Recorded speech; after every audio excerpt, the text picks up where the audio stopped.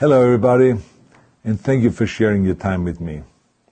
I'm sending this message through various different channels to reach my dear Russian friends and the Russian soldiers serving in Ukraine. I'm speaking to you today because there are things that are going on in the world that are being kept from you, terrible things that you should know about. But before I talk about the harsh realities, let me just tell you about the Russian who became my hero. In 1961, when I was 14 years old, a very good friend of mine invited me to come to Vienna and to watch the World Weightlifting Championships. I was in the audience when Yuri Petrovich Vlasov won the World Championship title, becoming the first human being to lift 200 kilograms over his head. And somehow a friend of mine got me backstage.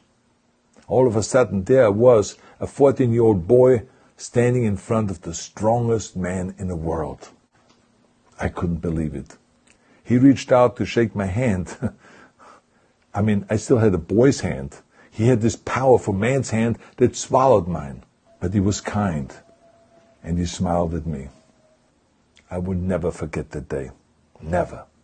I went home and I put his photo above my bed to inspire me when I started lifting weights.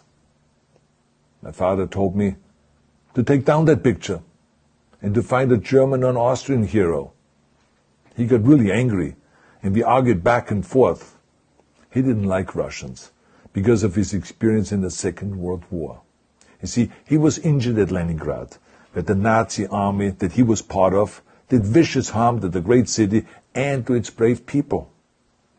But I did not take the photograph down, no, because it didn't matter to me what flag Yuri Vlasov carried. My connections to Russia didn't stop there, by the way. Oh, it actually deepened when I traveled there with bodybuilding and for my movies and met all my Russian fans. And on one of those trips, I remember, I met Yuri Vlasov once again. It was in Moscow during the filming of Red Heat, which was the first American movie allowed to film in Red Square. Now, he and I spent the whole day together. He was so thoughtful, so kind, and so smart, and, of course, very giving. He gave me this beautiful blue coffee cup. And ever since then, I've been drinking my coffee out of every morning. Now, the reason why I'm telling you all of those things is that ever since I was 14 years old, I've had nothing but affections and respect for the people of Russia. The strength and the heart of the Russian people have always inspired me. And that is why I hope that you will let me tell you the truth about the war in Ukraine and what is happening there. No one likes to hear something critical of the government, I understand that. But, as a longtime friend of the Russian people, I hope that you will hear what I have to say. And may I remind you that I speak with the same heartfelt concern as I spoke to the American people when there was an attempted insurrection on January 6th last year, when a wild crowd was storming the U.S. Capitol, trying to overthrow our government. You see, there are moments like this that are so wrong, and then we have to speak up. And it's exactly the same with your government.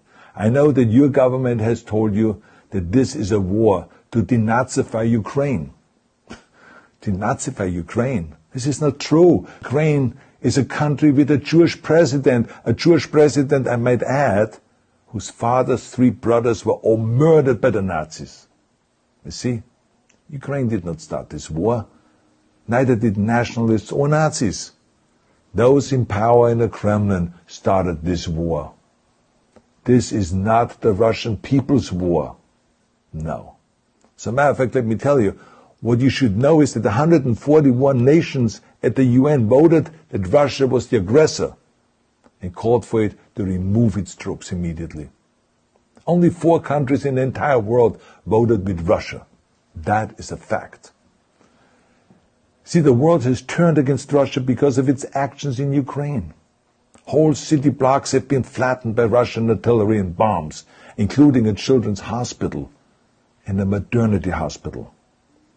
3 million Ukrainian refugees, mainly women, children, and elderly, fled their country, and many more are trying to seek to get out. It is a humanitarian crisis. Because of its brutality, Russia is now isolated from the society of nations. You're also not being told the truth about the consequences of this war on Russia itself. I regret to tell you that thousands of Russian soldiers that have been killed. They have been caught between Ukrainians fighting for their homeland and the Russian leadership fighting for conquest. Massive amounts of Russian equipment have been destroyed or abandoned. The destruction that Russian bombs are raining down upon innocent civilians has so outraged the world that the strongest global economic sanctions ever taken have been imposed on your country. Those who don't deserve it on both sides of the war will suffer. The Russian government has lied not only to the citizens, but to its soldiers. Some of the soldiers were told they were going to fight Nazis. Some were told that the Ukrainian people would greet them like heroes, and some were told that they were simply going on exercise. They didn't even know that they were going into war. And some were told that they were there to protect ethnic Russians in Ukraine. None of this is true. The fact is that Russian soldiers have faced fierce resistance from the Ukrainians who want to protect their families and their country. When I see babies being pulled out of ruins, I think that I'm watching a documentary about the horrors of the Second World War, not the news of the day. And let me tell you, when my father arrived in Leningrad, he was all pumped up on the lies of his government.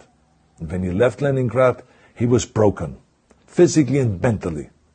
He lived the rest of his life in pain. Pain from a broken back, pain from the shrapnel that always reminded him of these terrible years, and pain from the guilt that he felt. To the Russian soldiers listening to this broadcast, you already know much of the truth that I've been speaking. You have seen it with your own eyes. I don't want you to be broken like my father. This is not the war to defend Russia that your grandfathers or your great-grandfathers fought. This is an illegal war. Your lives, your limbs, your futures are being sacrificed for a senseless war condemned by the entire world. Now, to those in power in the Kremlin, let me just ask you, why would you sacrifice those young men for your own ambitions? To the soldiers who are listening to this, remember that 11 million Russians have family connections to Ukraine.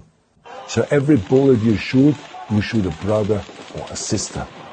Every bomb or every shell that falls is falling not on an enemy, but on a school, or a hospital, or a home.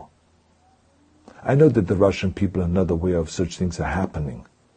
So I urge the Russian people and the Russian soldiers in Ukraine to understand the propaganda and the disinformation that you are being told. I ask you to help me spread the truth. Let your fellow Russians know the human catastrophe that is happening in Ukraine. And to President Putin I say, you started this war. You are leading this war. You can stop this war. Now, let me close with a message to all of the Russians who have been protesting on the streets against the invasion of Ukraine. The world has seen your bravery. We know that you have suffered the consequences of your courage. You have been arrested, you have been jailed, and you have been beaten. You are my new heroes. You have the strength of Yuri Petrovich Vlasov. You have the true heart of Russia. My dear Russian friends, may God bless you all.